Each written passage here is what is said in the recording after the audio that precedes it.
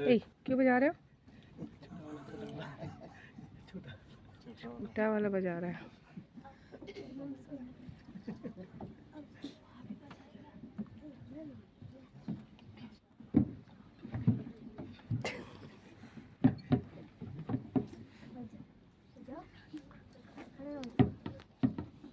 चार क्या लगा है, प्रोजेक्टर्स लगे हुए हैं जिसकी मदद से इस पे जो प्रोजेक्शन है वो की जा रही है। ठीक है, तो यहाँ पे इस शो में आपको हम कुछ चीज़ें दिखाएंगे और उसके बारे में थोड़ी बहुत इंफॉर्मेशन आपको, जानकारी आपको दी जाएगी। ठीक है, तो नई नई चीज़ों को भी देखने का मौका मिलेगा। तैयार हैं आप लोग? ठीक है, रेडी हैं? तो शुरू करने के लिए थोड़ा सा एक काम करना होगा। मेरे 3, 2, 1 कहने पे ना आंखें बंद करनी होंगी। करेंगे आप लोग? चीटिंग नहीं करेंगे ना? और किया तो नहीं करेंगे। ठीक है, it's my humble request to the teachers as well कि आप प्लीज शिक्षक जो है वो भी आंखों को थोड़ी देर के लिए बंद करेंगे। ठीक है, चलिए मैं काउंटिंग करता हूँ। 3, 2, 1। आगे बंद, शिक्षकों के लिए भी, बच्चों के लिए भी। कुछ देर अभी भी टीचर्स कुछ आंख खोल के बैठे हुए मैं देख पा रहा हूँ। आगे खोलो। क्या देखा? कैसा लग रहा है? सिर्फ अच्छा? बहुत अच्छा। बहुत खूबसूरत है। ये वही अर्थ है जिसमें आप, हम, पूरे वृक्ष, प्राणी, जानवर सभी लोग जीवित हैं, बैठे हुए हैं। ठीक है, और अगर आप आउटर स्पेस यानी महा अंतरिक्ष, पृथ्वी से बहुत बाहर, अर्थ के बहुत बाहर जाओगे और वहां से देखोगे ना, तो कुछ ऐसा आपको अर्थ दिखाई देगा, है ना? आप मान लो ना थोड़ी देर के लिए कि आप पृथ्वी के बाहर हो, मान लो 1 मिनट के लिए, एक अलग फील आएगी आपको। फॉर एग्जाम्पल, आपको ऐसा लगे कि आप एक अंतरिक्ष यात्री हैं, एक एस्ट्रोनॉट हैं जो पृथ्वी के बाहर गए हुए हैं और वहां से आपको अर्थ दिख रही है। ठीक है, we have lot of colours over here. कौन कौन से रंग हैं, कलर्स हैं जो दिख रहे हैं आपको यहाँ पे?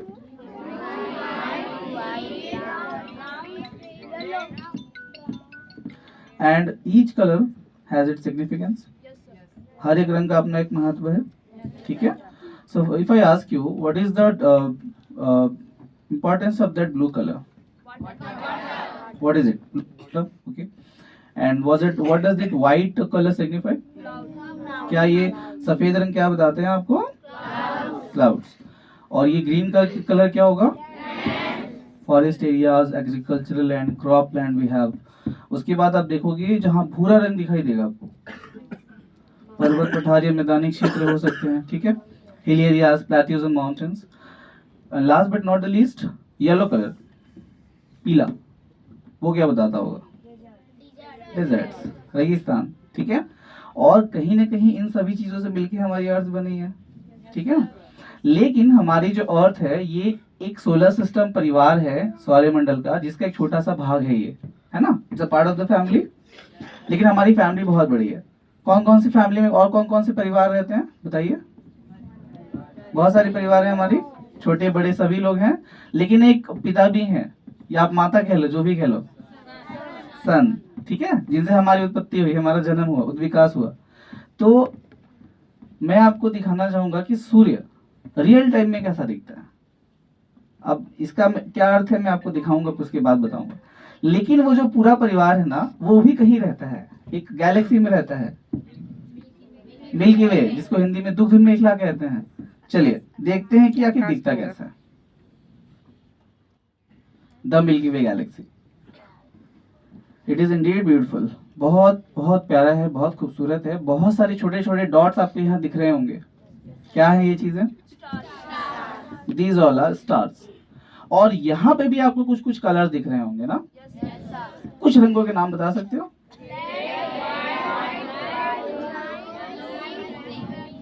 ओके, हाँ, ब्लैक तो खैर हमारा बैकग्राउंड ही है, जिसमें आप आउटर स्पेस में जाएंगे तो आपको, जिसे कहते हैं ना, जब और ऊपर हाई क्लासेस में जाओगे ना तो डार्क एनर्जी, डार्क मैटर के बारे में पढ़ोगे, तो वहां पे ये बैकग्राउंड कलर व्हाइट, ब्लैक क्यों, ये आप समझ पाओगे। ठीक है, फिलहाल आप रंगों को देख रहे हो।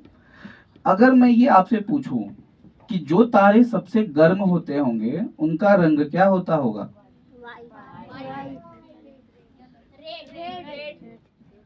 सोच के बताओ। चलिए एक मिनट के लिए मान लेते हैं सबसे ज्यादा मेजोरिटी रेड की आ रही है, ठीक है, सबसे मान लेते हैं कि रेड सबसे गर्म होता है, तो उससे जो थोड़ा ठंडा होगा उसका कलर क्या होगा? थोड़ा और ठंडा होगा, थोड़ा और ठंडा। द एक्चुअल आंसर इज जो तारे सबसे गर्म होते हैं उनका रंग होता है ब्लू। क्या होता है? जो थोड़े और ठंडे होते हैं उनका रंग होता है व्हाइट। क्या होता है? जो थोड़े और ठंडे होते हैं वो होते हैं ऑरेंज और येलोइश, और जो सबसे ठंडे होते हैं वो होते हैं लाल। ठीक है, तो रंगों को लेकर जो आप सोचते हो ना, जो धारणा है आपकी, वो यहाँ पे काम करेगी ऐसा नहीं है। हाँ, red is the symbol of danger, ये हम जानते हैं, बट यहाँ पे वो केस लागू नहीं होती। चलिए अब सूर्य देखते हैं, सन।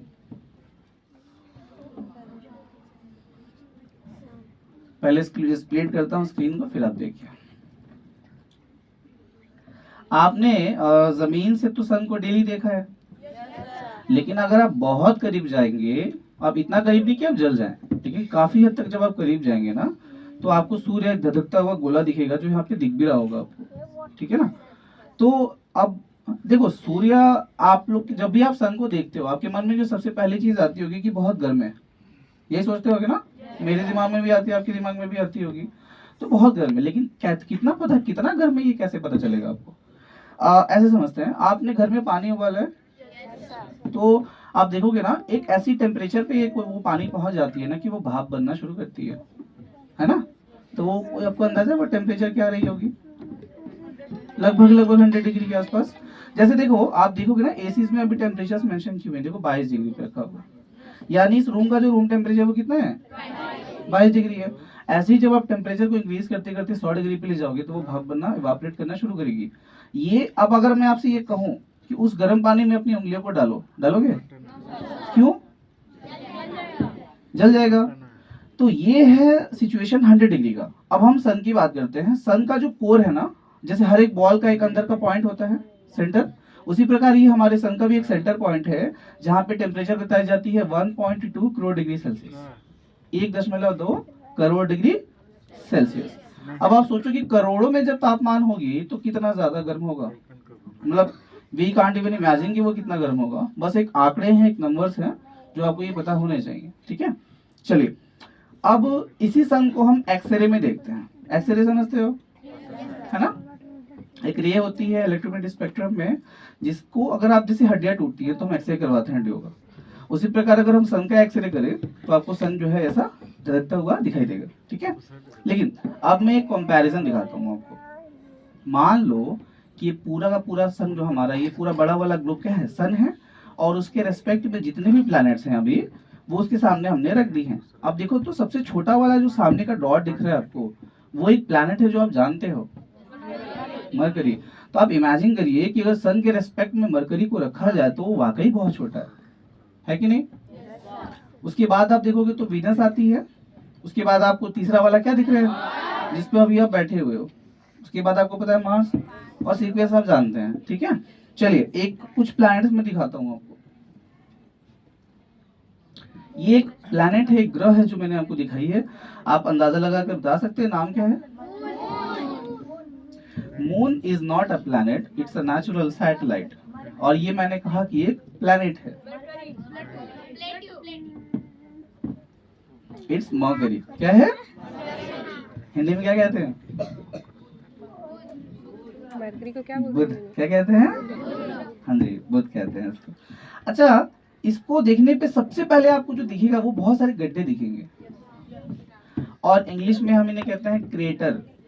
क्या बुलाते हैं? और हिंदी में इसको आप ऐसे समझ लो कि बहुत बड़े बड़े गड्ढे हैं, और गड्ढे हैं तो किसी कोई चीज टकराई होगी तभी तो होंगे ना गड्ढे। तो आप कुछ कुछ नाम सुनोगे ना, जैसे मेटेओर, मेटेओराइट, एस्टेरॉयड, ये सभी चीजें ना हमारे ब्रह्मांड में घूमती रहती हैं, हर वक्त घूमती रहती हैं, और ये कभी से टकराई होंगी और इसलिए ऐसे गड्ढे बने हैं। तो अब एक मन में सवाल आता है कि अगर यहाँ इतनी सारी चीजें टकराई हैं तो क्या हमारे अर्थ पे नहीं टकराई होंगी? जरूर टकराई होंगी। तो क्या ऐसे गड्ढे नहीं है हमारे अर्थ में? बिल्कुल है हमारे अर्थ में। एग्जाम्पल के तौर पे आपने मैक्सिको का नाम सुना होगा कई बार, साउथ अमेरिका में कंट्री है वो। तो वहां पर एक बहुत बड़ा क्रेटर अभी कुछ सालों पहले ही आइडेंटिफाई किया गया है। वो भी सैटेलाइट इमेजेस में पाया गया, ठीक है ना। तो हमारे अर्थ पे भी ये टकराव देखे जाते हैं। चलिए आपको हम अब दिखाते हैं वीनस, द हॉटेस्ट प्लैनेट। ये क्या है?